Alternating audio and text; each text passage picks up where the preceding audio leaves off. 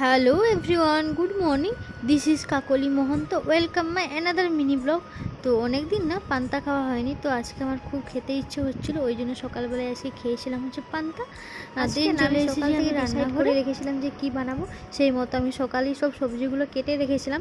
তারপর রান্নাঘরে এসে এই মাছের ডিমের এই বড়াগুলো একে একে সব ভেজে নিলাম। দেন মাছগুলো ভাজতে বসিয়ে দিয়ে আমি চলে আসলাম মশা মারা ব্যাডমিন্টনটাকে চার্জে দিতে। তারপর সব মাছগুলো ভেজে নিয়ে আমি মাছের এই তরকারিটাও বানিয়ে নিয়েছি।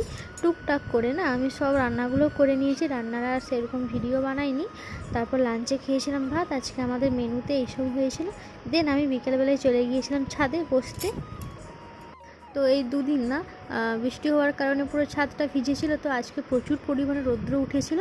তো একটু ছাদটা পুরো শুকনো হয়ে গেছে, আমি একটু ঘুরে ঘুরে দেখছিলাম, ভালো লাগছিলো। দেন সন্ধ্যাবেলায় খেয়েছিলাম হচ্ছে ঘুগনির চাট। মাঝে মধ্যে না এরকম ঘুগনির চাটটা খেতে খুবই ভালো লাগে, আর এটা আমার একটা মাসি এনে দিয়েছিল।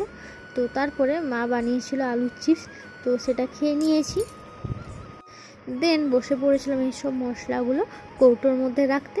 প্রথমে লঙ্কার ডাঁটিগুলো ভালোভাবে ছাড়িয়ে রেখে দিলাম, তারপর বাকি যে পাঁচফোড়ন জিরাগুলো সব রেখে দিলাম কৌটোর মধ্যে। তারপর এই সাবানগুলোও রেখে দিলাম। তো তারপর আলুগুলো সব বেছে ভালোভাবে রেখে দিলাম। আর রাত্রে আজকে বানানো হয়েছিল লুচি, তার সাথে ঘুগনি। দেন সব কিছু কমপ্লিট হওয়ার পর আমি লাস্টে এই দুধটা গরম করে নিচ্ছিলাম।